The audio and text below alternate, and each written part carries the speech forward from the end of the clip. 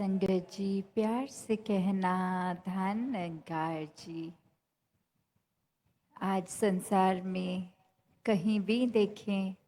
ये प्रकृति की ओर भी देखें तो क्या नज़र आता है। जो एक वृक्ष है, पेड़ है, उसका आकार, उसका स्वभाव एक नदी की ओर देखें उससे कितना अलग होगा।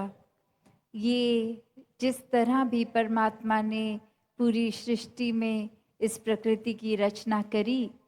तो सबको एक जैसा ही कार्य नहीं मिला करने के लिए। सब अपने नियम से सूरज का समय, उगने का, ढलने का समय, एक हर चीज़ को जहाँ देखेंगे वहाँ हर एक को एक जैसा सेम काम नहीं मिला हुआ। उसी प्रकार अगर हम फिर ये भी देखें कि हर कोई एक प्रकृति की चीज़ अगर आपस में कहे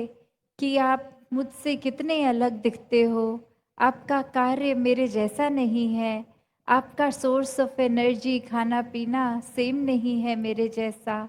तो इसलिए आपस में भिड़ जाएं। नहीं, प्रकृति में कभी ऐसा नहीं देखा गया कि कोई पहाड़ लड़ रहा है हवा से या कोई और चीज़। तो बात वही कि चाहे देखने में कितने अलग, स्वभाव कितना अलग, फिर भी एक कोएग्जिस्टेंस देखी जाती है कि ये तालमेल, ये हार्मनी देखी जाती है। ये हार्मनी अब हम अगर अपने एक ह्यूमंस के ऊपर देखें, इंसानों के ऊपर देखें, तो इंसान किस तरह जी रहा है। एक छोटा सा ही कारण बना लेता है कि सामने वाला व्यक्ति मेरे जैसा दिखता नहीं है, मेरी एक राज्य की भाषा नहीं बोलता, एक कुछ खाने पीने का एक तरीका, बोलचाल का, एक जाति, एक रिलीजन, सब अलग है। तो इसको एक कारण बना लेता है खुद को दूसरे व्यक्ति से ज़्यादा ऊंचा और अगले को नीची दृष्टि से देखने का। एक इंसान को जब परमात्मा ने बना के इस संसार में जन्म दिया, तो क्या भाव होना एक इंसान का। इंसान को प्यार बनने के लिए, प्यार बांटने के लिए जो जन्म हुआ, और वो ही एक जन्म नफ़रत में समय बर्बाद करने में लगा हुआ इंसान, अगर कोई बहाना ना भी हो तो भी छोटे छोटे कारण ही एक घर के अंदर ही बना लेते हैं। अजनबियों के साथ तो छोड़ो, आपसी परिवार में भी, कि अपने परिवार के इस सदस्य के इस स्वभाव की ये बात नहीं पसंद, इसलिए कुछ समय उनसे बात नहीं करेंगे, या अपनी बोलचाल वाणी को गुस्से में या अपशब्द बोल के उनका तिरस्कार कर दिया जाता है। तो बात क्या, अगर हम एक पूरे संसार, एक पूरे ब्रह्मांड में देखें,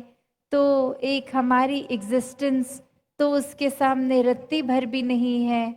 फिर भी हमने अपनी मान्यताओं को, अपने आप को सर्वश्रेष्ठ बनाने, अपने दिमाग में ऐसा खुद को अहंकार से भर लिया कि फिर एक किसी के लिए भी दिल विशाल नहीं हो रहा, औरों के लिए क्या, अपनों के लिए भी नहीं हो रहा। तो अगर हम ये देखें कि हर एक का स्वभाव अगर अलग है, तो भी एक इंसानियत होना क्या है। एक इंसानियत हर एक को सबसे पहले एक्सेप्ट करने की बात, कि बेशक हर एक का स्वभाव अलग है, फिर भी ये जानते हुए उनको अपनाना, ये अपनत्व आना जीवन में। और ये अपनत्व कैसे आ सकता है, ये एक इंस्टिंक्ट कैसे बन सकता है, अगर हम उस लिहाज से सोचें कि ये वर्ड प्यार, ये शब्द इतना बड़ा, इतना गहरा, और ये पूरे संसार को प्यार करना क्या संभव है। कि कैसे एक किसी को जानते हैं या नहीं जानते, एक किसी की मान्यता हमसे अलग है, तो भी हर एक से प्यार किया जा सकता है। और उसका एक सरल सा तरीका कैसे, कि हर चीज़ की जो उपज है ये परमात्मा, चाहे हम अपनी आस्था के अनुसार जो भी शब्द बोलें, भगवान बोले, निराकार बोलें, तो ये निराकार से पूरे ब्रह्मांड की एक रचना है और इसी का बनाया सब कुछ। तो कैसे जब एक मन इस परमात्मा को, इस जो कण कण में रमे राम को, इस ब्रह्म ज्ञान द्वारा इस निराकार को देख लेता है, फिर ये फर्क नहीं रह जाता। परमात्मा हर जगह मौजूद जो है वो अब हर पल नजर आता है, हर समय एहसास में रहता है।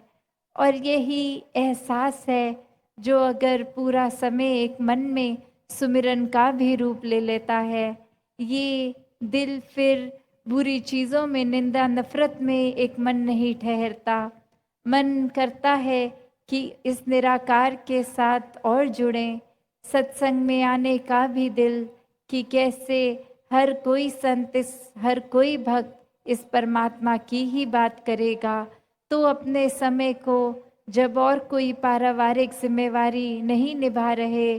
तो एक सत्संग आकर, सत्संग में बैठकर एक कैसे इस निराकार से और ज़्यादा अपने मन का नाता गहरा किया जा सकता है। और फिर यही बातें जो भक्तों की, संतों की सुनते हैं, जब वापस भी अपने घर परिवार, अपने कामकाज, अपनी जिम्मेवारियों में, समाज की सेवा में जाते हैं, तो भी बात वही हो जाती है कि अब चहूँ और ये परमात्मा दिख रहा है, तो किसी की मदद नहीं हो रही, हर एक के लिए सेवा भाव है, चाहे अपना हो या पराया हो। तो जब ये परमात्मा को देखकर, इससे प्यार करके एक इसके साथ एकत्व स्थापित हो गया, तो इस परमात्मा की बनाई हर चीज से वो प्यार खुद ब खुद हो जाता है। ऐसा ही भाव आज इंसानी गुण, ये ह्यूमन वैल्यूज एक सीखने की बात नहीं रह जाती, वो खुद ब खुद ये दिल हमारा प्यार बन जाता है, तो प्यार बांटता है। फिर दिल किसी की छोटी छोटी बुराइयों को नहीं तलाशता, हर एक के लिए मन इतना विशाल हो जाता है कि सबको एक्सेप्ट करते हुए, सबसे प्यार करते हुए, इस मन में वो गलतियों के बावजूद भी हर किसी की एक मन में प्यार का भाव के साथ उनको बसा लेते हैं। फिर एक मन करुणा, दया का प्रतीक बन जाता है कि किसी के लिए भी अगर कुछ तकलीफ हो रही है, तो कैसे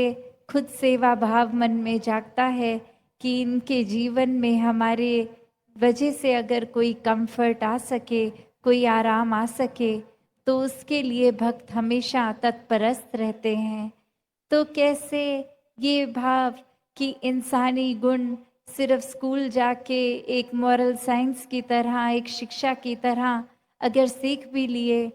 तो वो हर समय के लिए अंदर नहीं रहते, क्योंकि अपने स्वभाव के इस अहंकार रूप हो या कोई और चीज़ हावी है, तो वो अच्छाई उस पल चली जाती है और मन दूषित होकर कहीं और ही लग जाता है।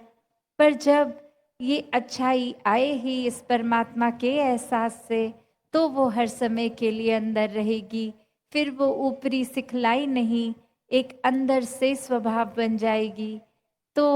ऐसी एक अच्छाई हर समय जीने की शिक्षा ही भक्तजन, संतजन देते हैं और कहते हैं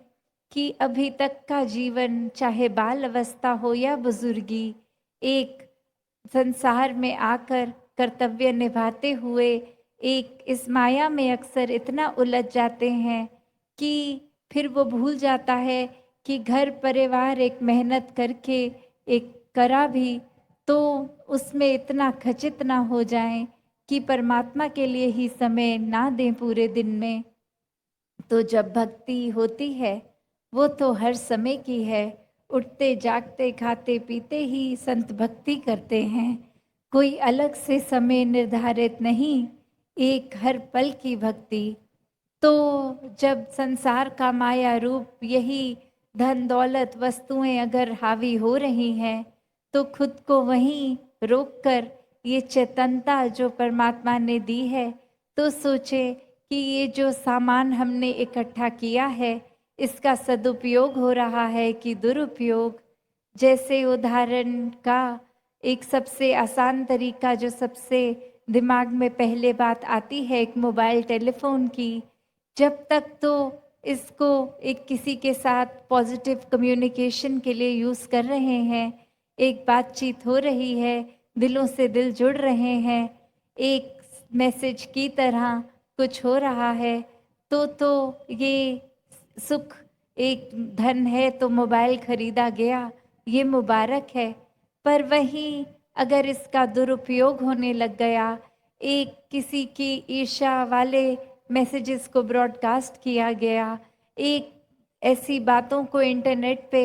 सिर्फ जहाँ किसी की बुराई हो रही है, वो चुगली हो रही है, उसको ही नॉलेज को देखते गए, तो फिर वो एक बात जो सुख के लिए थी वो परेशानी का भी अपने लिए कारण बन जाती है।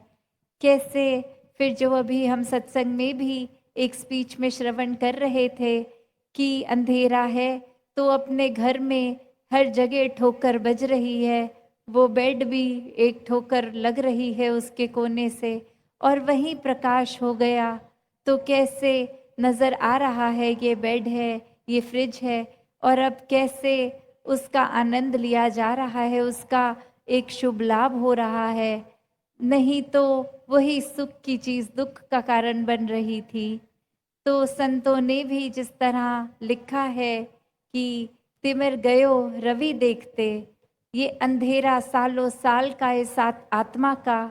ये कितने ही अंधकार में न जाने कितने एक शरीर बदलते हुए अपना आप को जहाँ कन्फ्यूजन में वही शरीर मान लेती है। और जब ये मनुष्य का चोला मिलता है तो ये गोल्डन अपॉर्चुनिटी, ये सर्वश्रेष्ठ इस योनि को कहा गया क्योंकि इसी योनि में एक परमात्मा की प्राप्ति संभव है। तो इस आत्मा का युगों युगों का अंधेरा कि ये जो भ्रमित हो गई, ये कन्फ्यूजन दूर करने के लिए ये जो मौका मिला कि इसमें भी अगर हम और योनियों में देखें, ये निद्रा भोजन भोग भय ये हर एक योनि में चल रहा है। तो मानुष योनि में एक ये विवेक, एक बुद्धि, एक वो मौका परमात्मा से अपने दिल को जोड़ने का, ये सिर्फ इसी में संभव है। और जो इस जीते जी इस अवसर को गवाते नहीं हैं, अपने जीवन को व्यर्थ नहीं करते, ये परमात्मा की प्राप्ति करके हर पल परमात्मा को देख लेते हैं, तो उनका ही जीवन जीते जी भी एक असली मनुष्य वाला जीवन बनता है।